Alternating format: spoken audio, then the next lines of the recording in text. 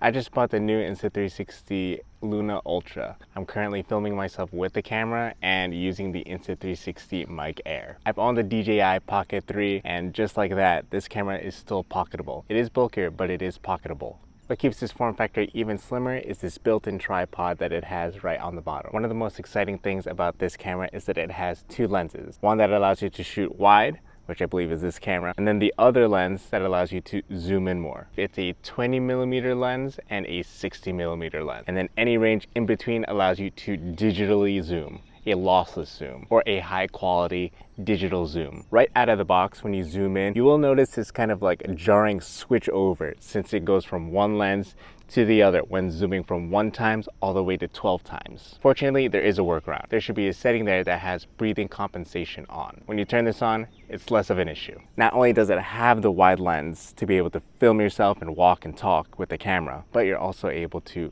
zoom all the way into these far destinations to really get some details.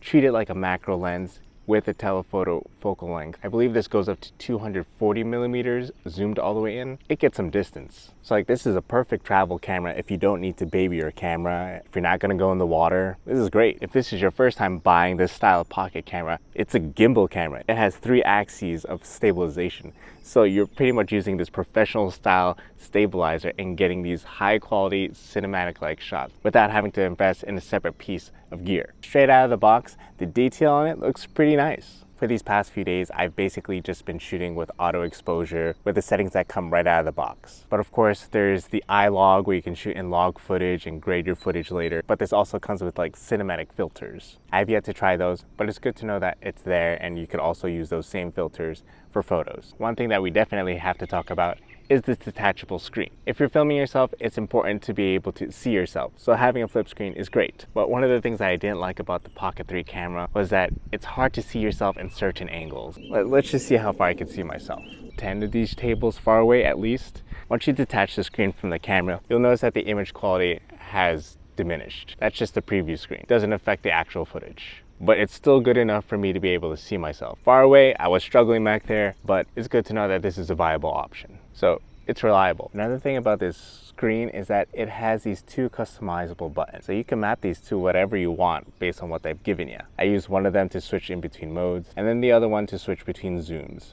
I wish they would add a feature that could zoom in at a specific like millimeter or like time zoom. Because right now, every time that I change zooms, it goes 1, 2, all the way up to 12. Speaking of which, this isn't just a normal zoom rocker. Yes, you could just hold it and it'll slowly pan in and out like so. When you do a short hold, it does like a quick zoom instead. So you don't have to hold it for a long time just to be able to get to the zoom times that you want or the focal length. And of course, if you want to be more creative, you can double tap yourself and it'll just track you and to be able to follow you. It won't be a 360-degree coverage, but it's still pretty good and it'll keep you in a certain part of the frame. So right now I want to be centered, so it'll follow me for that. Ooh, almost tripped there.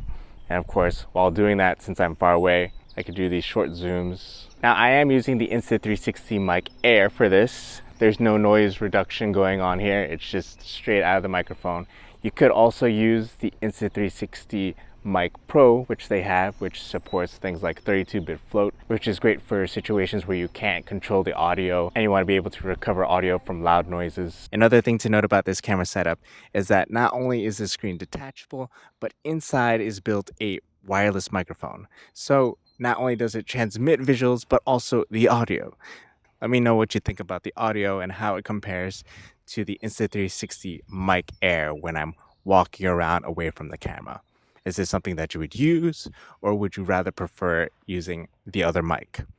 Another thing to note is that this mic does not come with a wind muff, whereas something like the Mic Air and the Mic Pro, they do have wind muffs when you buy them. For my first few days with this camera, I'm pretty much sold on how great this camera is.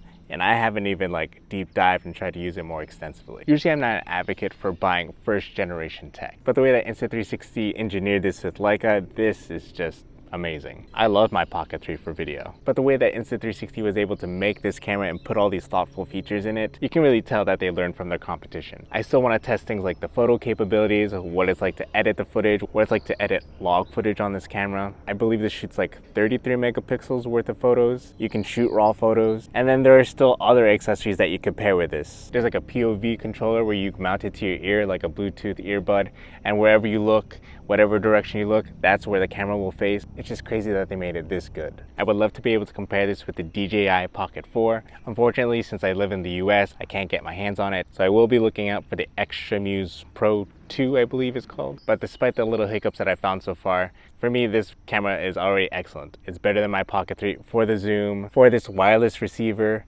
and control. It's just got a lot of things going for it. I'm looking forward to using this camera a lot more, so subscribe to stay in the loop for when I upload content about this camera.